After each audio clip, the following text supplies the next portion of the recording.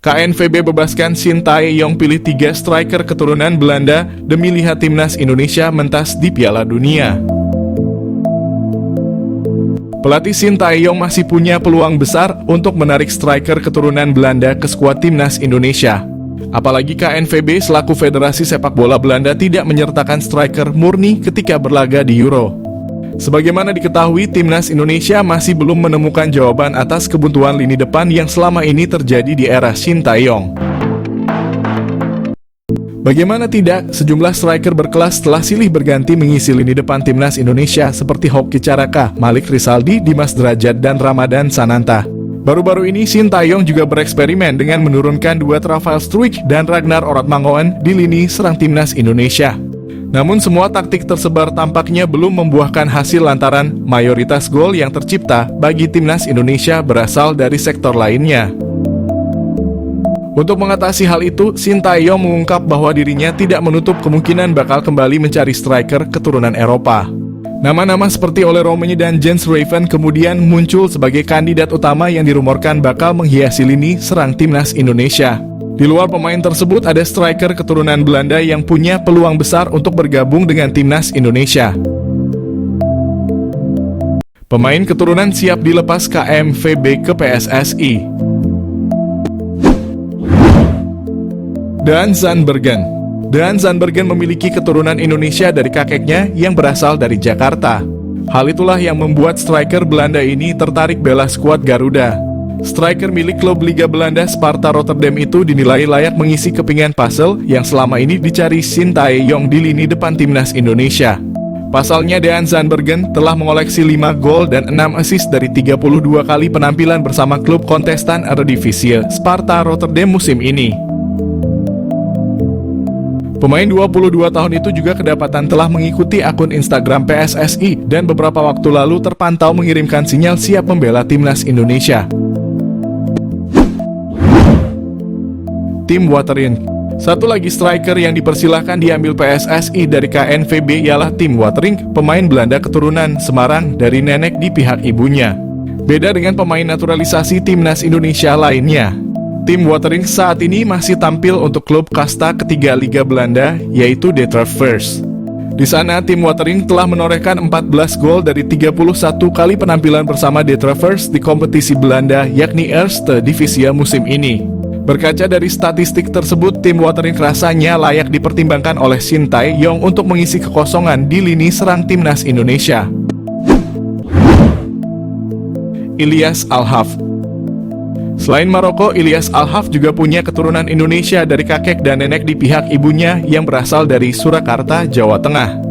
Dikonfirmasi dari kanal YouTube Yus Anugraha, Ilyas Al-Haf mengungkapkan bahwa dirinya siap 100% membela timnas Indonesia apabila ditawari PSSI. Kecintaan Ilyas Al-Haf terhadap tanah leluhurnya dia tampilkan saat sang pemain mengibarkan bendera Indonesia saat Almere City promosi ke Eredivisie.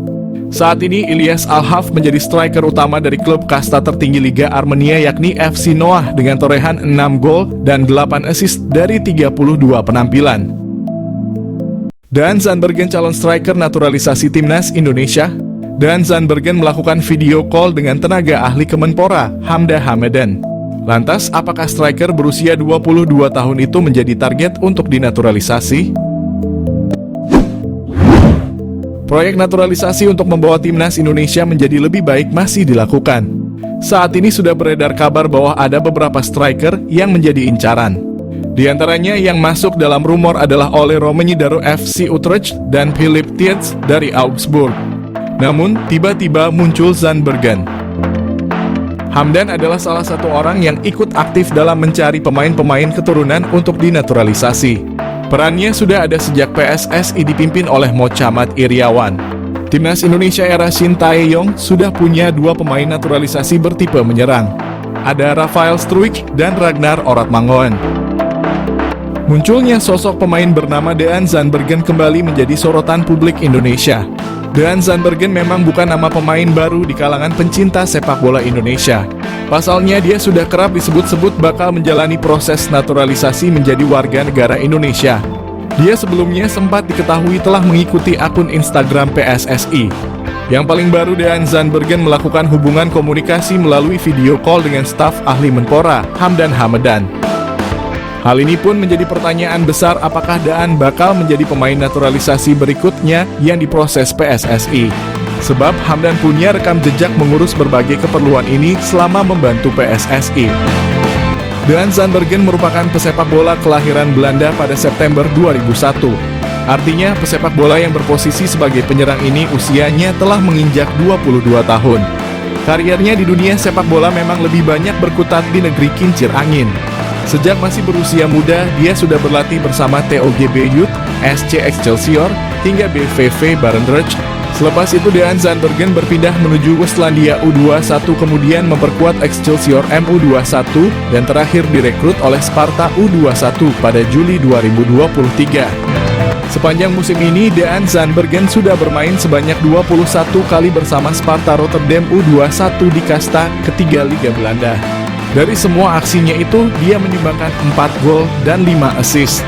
Performa impresifnya itulah yang membuat Dean dipromosikan ke tim senior Sparta Rotterdam, tim yang saat ini tengah berkompetisi di kasta tertinggi Liga Belanda alias Eredivisie. Meskipun demikian, sejauh ini belum diketahui secara pasti dari mana garis keturunan Indonesia diperoleh pemain berusia 22 tahun tersebut.